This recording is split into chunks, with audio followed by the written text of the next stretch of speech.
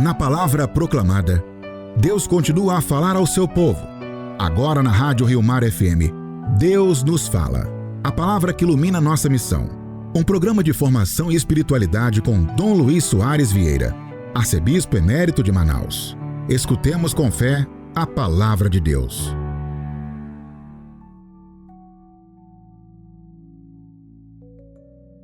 Olha, que alegria, estamos juntos aí nessa quarta-feira e preparando então já o nosso domingo, né? A homilia do domingo. E olha, que alegria estar junto, né? Muito bem, muito obrigado. E então vamos logo ao nosso programa, senão o tempo passa e nós ficamos conversando, né? Então eu vou pedir para Tânia, olha, leia para nós a primeira leitura. Vamos lá. Primeira leitura. Escutemos com atenção a palavra de Deus. Leitura dos Atos dos Apóstolos, capítulo 6, versículos do 1 ao 7. Naqueles dias, o número dos discípulos tinha aumentado, e os fiéis de origem grega começaram a queixar-se dos fiéis de origem hebraica. Os de origem grega diziam que suas viúvas eram deixadas de lado no atendimento diário. Então, os 12 apóstolos reuniram a multidão dos discípulos e disseram: não está certo que nós deixemos a pregação da palavra de Deus para servir às mesas. Irmãos, é melhor que escolhais entre vós 7 homens de boa fama, repletos do espírito e de sabedoria, e nós os encarregaremos dessa tarefa.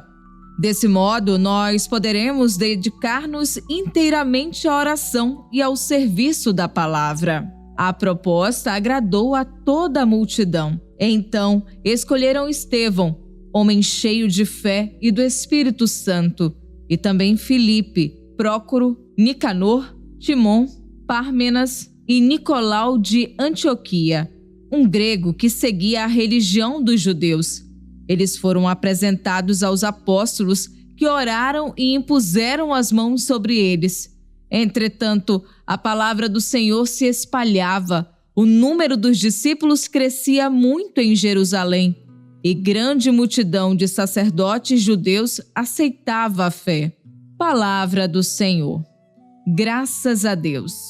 Muito obrigado, Tânia. Olha, essa leitura é muito bonita dos Atos dos Apóstolos. Nós vimos no domingo aí aquela comunidade de Jerusalém, como era uma comunidade muito bonita, né? O pessoal só tinha um coração e uma só alma, quer dizer, pessoal unido, aqueles 4 fundamentos da comunidade: a palavra de Deus, a oração em comum, a Eucaristia, não é? E também a comunhão fraterna. Isso é muito bonito. Agora nós temos a continuação. O que nós vemos aqui? Vemos o seguinte, olha, a coisa foi complexa, não foi tão fácil não. Então nesse trecho que nós ouvimos aí, o que nós temos? Então a comunidade era composta de 2 grupos, daqueles que tinham vindo de fora e aqueles que moravam da terra, né? Os judeus da terra e os judeus que tinham nascido fora de Israel. E aquela comunidade era uma comunidade bonita, etc. Mas os 2 grupos não se misturaram muito, não. E nós temos, então, a primeira crise forte. Por quê? O pessoal das comunidades que tinham vindo de fora de Israel começaram a reclamar que os apóstolos estavam dando preferência para as pessoas necessitadas, chamadas viúvas, não é? Dos que moravam na terra. Havia política na comunidade. E a coisa foi séria. Então, os apóstolos resolveram fazer o seguinte: olha, nós vamos ficar com a palavra de Deus. Nós vamos vamos dar essa função para outras pessoas. E vocês escolham. Escolheram, então, 7 homens, né? Muito bons, preparados, pessoas realmente de comunidade. Todos eles tinham nome de grego. É interessante isso. Estavam reclamando, então vocês assumam. E eles impuseram as mãos sobre esses homens e foi assim que foi instituído, então, o diaconato, né? É bonito aqui quando diz como é que deviam ser esses homens. Veja só o que está escrito. De boa fama, portanto, pessoas que eram benquistas na comunidade, repletos do Espírito Santo, quer dizer, pessoas, portanto, que eram marcadas pela presença de Deus e também de sabedoria.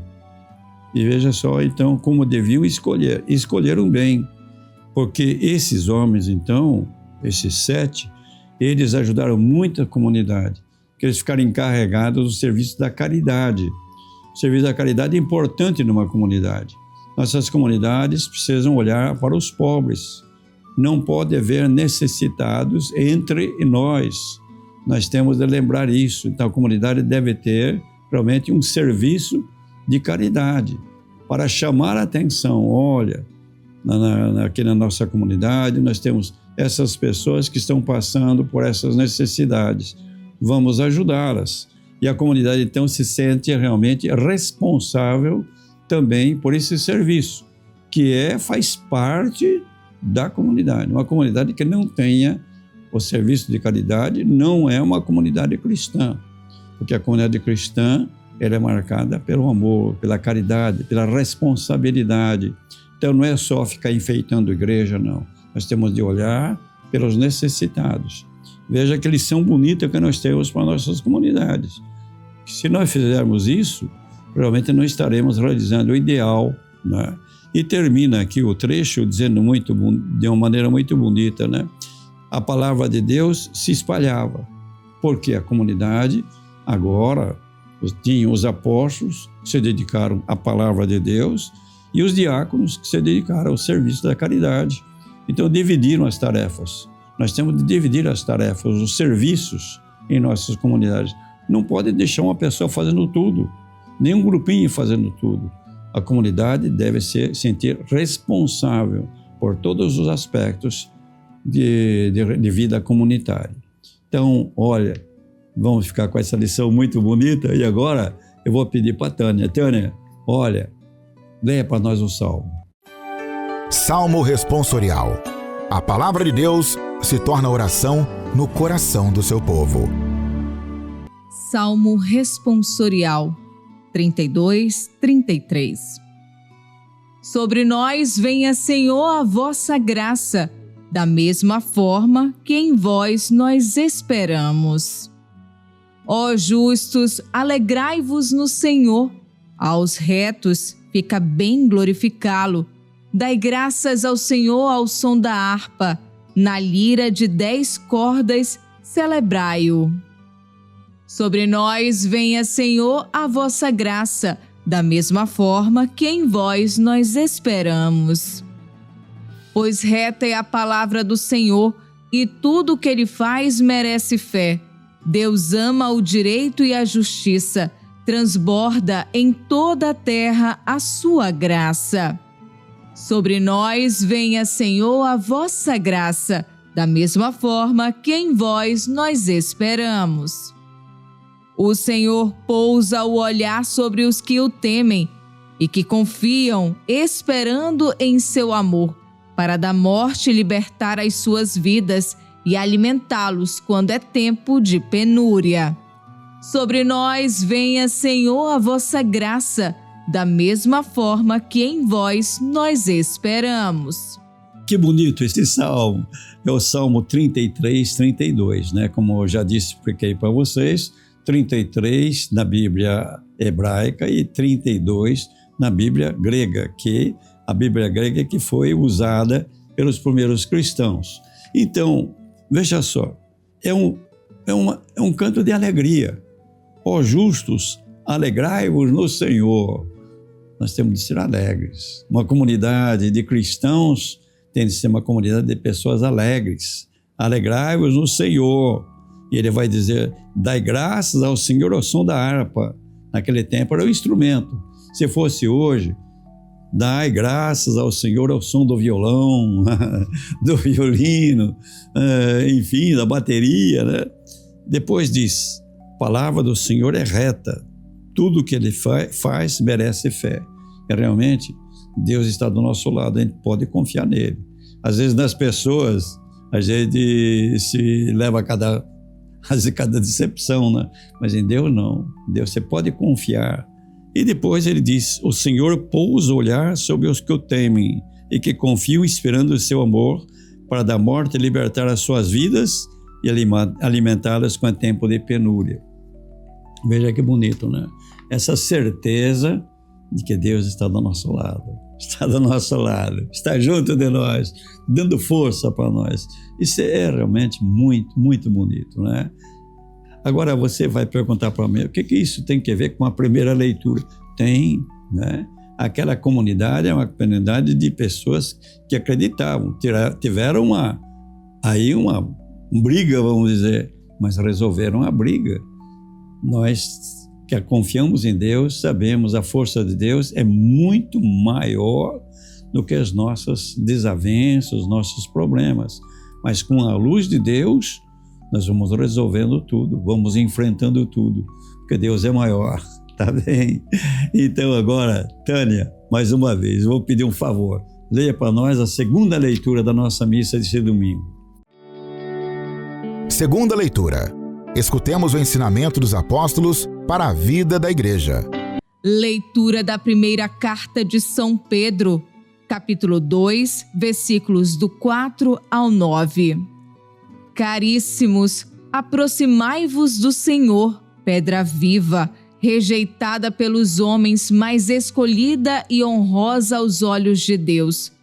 Do mesmo modo, também vós, como pedras vivas, formai um edifício espiritual, um sacerdócio santo, a fim de oferecerdes sacrifícios espirituais, agradáveis a Deus, por Jesus Cristo.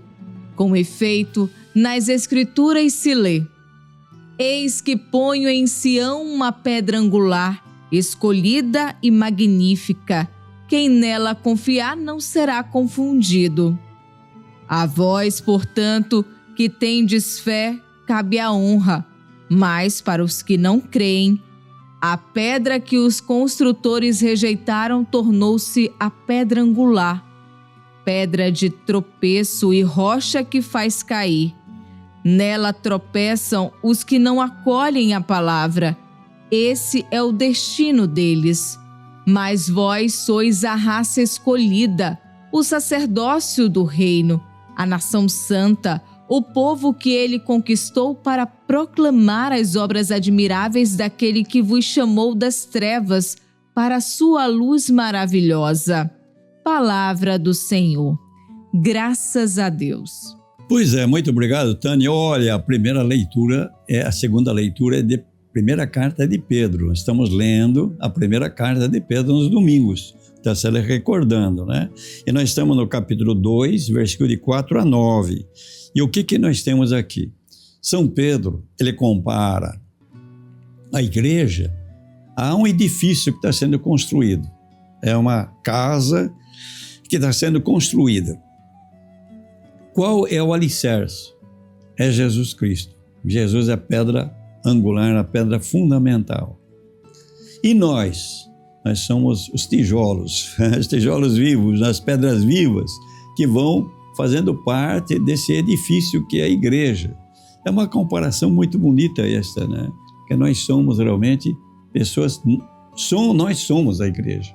Isso que é importante sempre dizer para a turma. A igreja não é o padre, não é o papa, não é o bispo. O papa, os bispos e os padres e os diáconos são servidores do povo de Deus, da igreja de Deus. A igreja somos nós. E nós somos que nem um edifício que está sendo construído até o final dos tempos. Quando chegar no final dos tempos, o edifício está pronto, né? Está concluído. Concluímos essa grande construção e nós fazemos parte dessa construção. Depois ele diz assim: como pedras vivas, formai um edifício espiritual. Ele vai dizer para nós assim: vocês são um sacerdócio santo. Isso aqui é interessante. O que ele quer dizer? Jesus é o sumo sacerdote. Jesus, ele se ofereceu por nós na cruz, morrendo por nós, derramando seu sangue por nós. Ele se ofereceu, ele era o sacerdote que se oferecia e era vítima também. Agora, nós fazemos parte do sacerdócio de Cristo. De que maneira? Pelo nosso batismo. Quando você foi batizado, você recebeu o sacerdócio de Jesus. Agora, como é que nós exercemos esse sacerdócio? Oferecendo para Ele, para Deus, a nossa vida. O que acontece na sua vida, entendeu?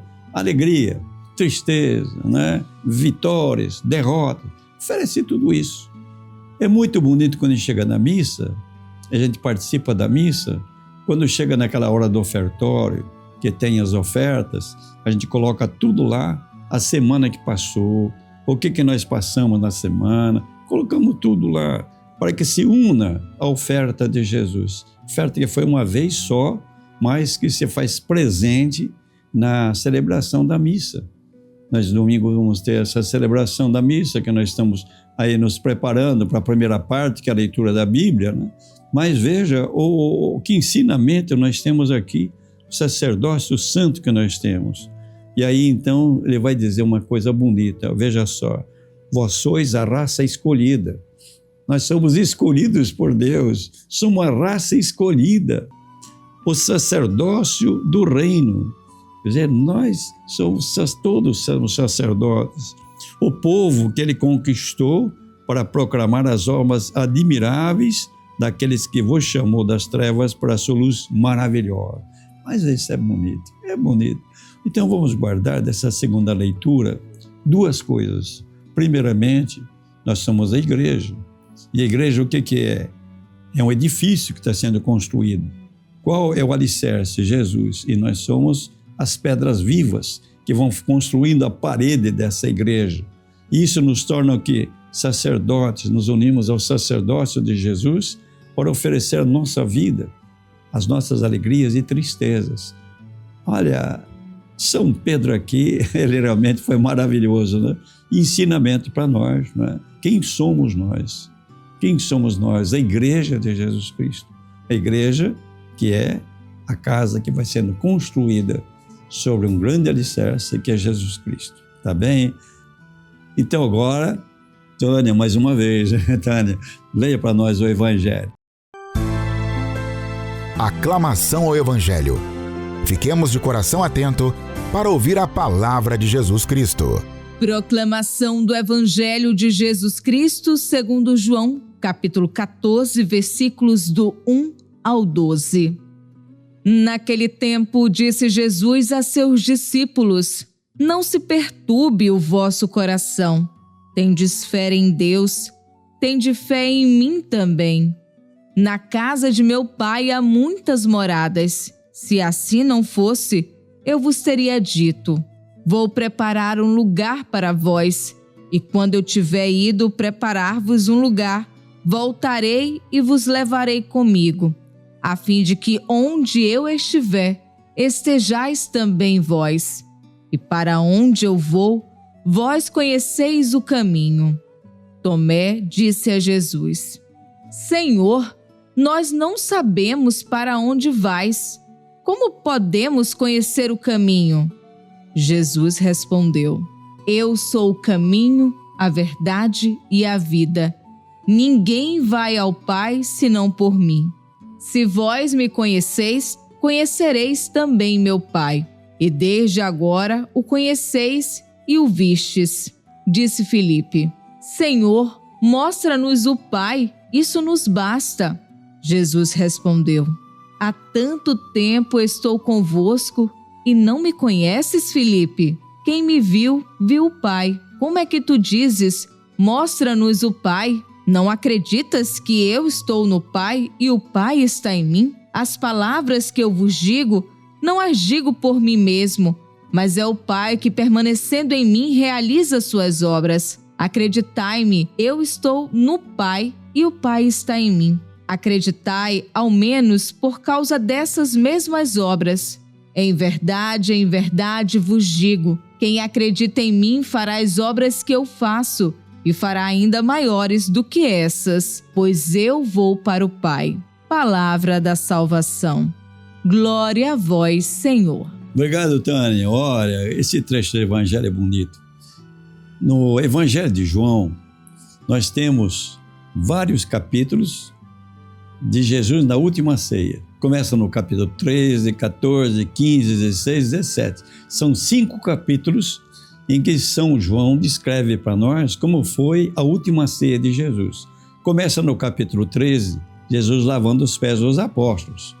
E quando chega no capítulo 14, nós temos hoje a leitura dos 12 primeiros versículos do capítulo 14. O que nós temos aqui? Veja só, eu vou dizer uma coisa para você. Uma das coisas que realmente nos preocupa mais cedo ou mais tarde é a morte. Nós temos medo de morrer. Temos medo de morrer. E é uma coisa natural, que nós fomos feitos para viver, né? Queremos viver. E aí, então, chega a hora, principalmente quando vai passando o tempo, né? Eu estou lá com meus 89 anos quase, né?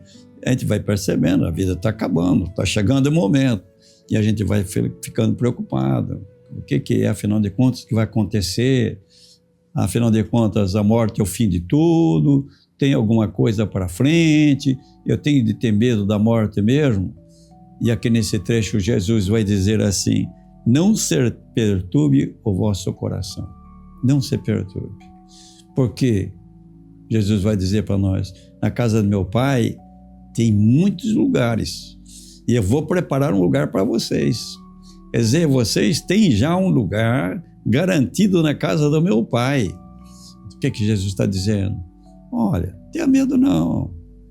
A vida passa, vai vivendo sua vida, vai vivendo bem, etc. Né? Quando chegar a hora, chegou. E aí o que vai acontecer? Nós vamos entrar na casa do Pai e já temos um lugar preparado lá. E bem preparado, hein? Preparado por Jesus para nós. Bonito isso. Mas, quando Jesus disse isso, o Tomé falou assim: Senhor, mas qual é o caminho? Como é que nós chegamos lá? Aí Jesus vai dizer para ele: eu sou o caminho, a verdade e a vida. Então Jesus é aquele que nos leva ao Pai, nos leva à casa do Pai, aquele que nos faz encontrar o Pai. Jesus é o caminho. Então você vai dizer: mas como é que Jesus é o caminho? Jesus não é só uma pessoa de Deus que veio morar no meio de nós. Jesus é uma proposta. Jesus propõe um modo de viver. Então ele é o caminho. Ele vai mostrando para nós por onde que você vai caminhando para chegar lá, para ser feliz, né? Você tem o seu lugar preparado, meu irmão, minha irmã. Então, vamos lá, vamos chegar lá, se Deus quiser, senão o lugar vai ficar vazio, né? Vamos caminhar. Qual o caminho? Jesus. Jesus mostra para nós. E qual o caminho que Jesus mostra para nós? É o caminho do amor. Tudo se resume em amar a Deus e amar o próximo. Quando a gente ama alguém, a gente quer bem aquela pessoa, quer que seja feliz. Isso é amor. Então, os mandamentos lá da lei de Deus, que vem lá como não, não, não, não, isso daí é consequência. Quer dizer, você vai amar Deus, você amando, claro que você não vai prejudicar a pessoa que se ama, você não vai roubar, não vai caluniar, você gosta da pessoa, vai viver. Esse é o caminho que Jesus trouxe para nós. E quando Jesus falou isso, se entusiasmaram. Então, Filipe, que era um dos apóstolos, perguntou para Jesus assim: mas Senhor, mostra-nos o Pai. Ele ficou tão entusiasmado, quer dizer, mostra-nos o Pai, nós queremos ver o Pai. E esse desejo de ver Deus, né? Você não tem um desejo de ver Deus? Puxa vida, seria bom, olha, de repente ver Deus, mas deve ser uma coisa maravilhosa. Mas nesse mundo, a gente não vê Deus. Sabe por que não vê Deus? Porque Deus é Espírito. Nossos olhos são carnais. A gente vê tudo que vem através dos sentidos. E Deus a gente atinge não através dos sentidos. Nós atingimos através da fé. Então, Jesus disse: Filipe, olha, quem me vê, vê o Pai. Jesus veio revelar para nós quem é Deus. Então você fala assim: mas eu não vi Jesus. Jesus veio há tantos anos atrás, não? Mas Jesus ficou presente na palavra, né? O ensinamento dele, o exemplo dele. E Jesus está presente no meio de nós também. Nós não enxergamos, mas está. E aí, então, o que nós aprendemos de Jesus a respeito do Pai? aprendemos que Jesus nos diz, né? É o Pai. E é interessante a palavra na língua de Jesus, né? Pai Nosso. Sabe como é que é Pai Nosso na língua de Jesus? É Abinu, Paizinho querido. Nosso Paizinho querido. É carinhoso. Antes, o pessoal tinha medo de Deus. Quando falava de Deus, Deus dos exércitos, Deus das alturas, essas coisas, com medo. Jesus fala, não, Deus está próximo, nos ama. Deus nos ama, nos quer bem. E aquela definição tão bonita de São João, né? Deus é amor. Então Jesus vem revelar isso para nós. E de que maneira ele revelou?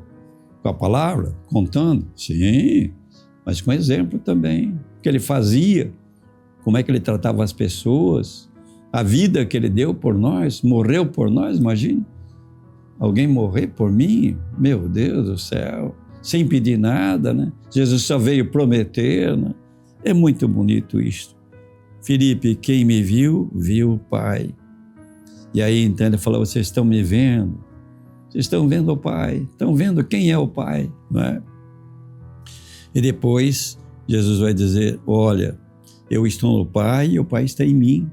E Jesus é unido com o Pai, que é Deus. Deus é um só, não é? Ele e o Pai são um só. Então Jesus vai dizendo isso e diz, olha, vocês querem saber se é verdade isso? Vejam o que eu estou fazendo, as minhas obras. As obras que eu faço não são minhas, mas são o Pai que realiza em mim para confirmar realmente a minha missão. É muito bonito isso, né? O Evangelho de João realmente nos faz entrar realmente em quem é Jesus. Agora, nós vimos as leituras, né? Agora eu vou fazer uma proposta para vocês. Como é que nós podemos fazer a homilia? É uma sugestão. Você faz como achar melhor, né? E olhe também a situação da sua comunidade, porque Deus está falando para a comunidade através de você. Eu proponho que a gente comece com esse trecho do Evangelho. Medo da morte? Jesus, não tenha medo não. Estou preparando meus lugares para vocês lá. Como é que nós chegamos lá? Caminho é Jesus. Caminho é Jesus. E aí, então, nós vamos encontrar o Pai. Mas queríamos ver o Pai. Não, agora não dá. Mas olhe para Jesus que você vê o Pai, né? Depois, então, dessa colocação, você passe para a segunda leitura. O caminho de Jesus. O caminho de Jesus, onde está? Nós vimos que é o ensinamento dele. Mas onde está o caminho de Jesus? Quando você pega o livro dos Atos dos Apóstolos, no começo a igreja era chamada de caminho. Pode ver, o caminho, por onde você deve caminhar. Então a igreja é o caminho de Jesus. Então, nossa igreja, ela de que é? Somos nós. Jesus é o fundamento, nós somos então as pedras vivas que estão sendo colocadas, formando essa construção bonita que a igreja que tem de ser para o mundo um sinal de que Deus nos salva, Deus nos quer bem. Veja então, primeiro então a leitura do Evangelho, temor da morte, o caminho que leva ao céu, a casa onde estão os nossos lugares, né? E Jesus que nos revela ao Pai. Segunda leitura, somos uma construção, uma casa, é o caminho de Deus, caminho de Deus. Agora, esse caminho de Deus encontra dificuldades. Então, a primeira leitura, na sua comunidade, às vezes você tem brigas, tem diferenças, isso é natural que aconteça, mas nós devemos lembrar, é preciso resolver tudo isso, resolver conversão, lembrando, nós somos um caminho, que não somos um caminho que está caminhando a igreja, é Jesus que está caminhando conosco e mostrando por onde a gente deve ir. E nós podemos terminar, então, com o Salmo, esse Salmo 33, o Salmo de alegria, de nós pertencemos a essa igreja e de Jesus fazer-nos ver que não temos medo de nada, nem da morte, porque nós estamos caminhando para a casa do Pai e lá nós temos os nossos lugares. Não vamos deixar vazio, por favor. Então veja só, ó justos, alegrai-vos no Senhor. Vamos nos alegrar, porque realmente esse é o caminho verdadeiro, que é Jesus Cristo. E lembrar, a palavra de Deus é reta e merece fé. E Jesus é Deus. Portanto, isso que ele falou é verdade, nós sabemos. E depois lembrar, não é? O Senhor pôs olhar sobre os que o temem. Deus está conosco. Deus caminha conosco. Veja que bonito, que lição bonita nós temos. Mas aplique isso na sua comunidade, na sua família, onde você estiver. Aplique, vale a pena. Não tenha medo. Jesus é o caminho, a verdade e a vida. Então, olha, um abraço bem grande. Eu queria agradecer também a nossa equipe aqui, né? Nós temos o Anderson, temos a Daniele, temos o Braz, temos o Emerson, que está aqui conosco, né? Que bom vocês estarem com a gente. Muito obrigado aí pela essa ajuda para que o nosso programa aconteça. E para você, um abraço bem grande. E não esqueça, quarta-feira que vem, vamos comentar o outro domingo, que é o sexto. Tá bom? Até lá.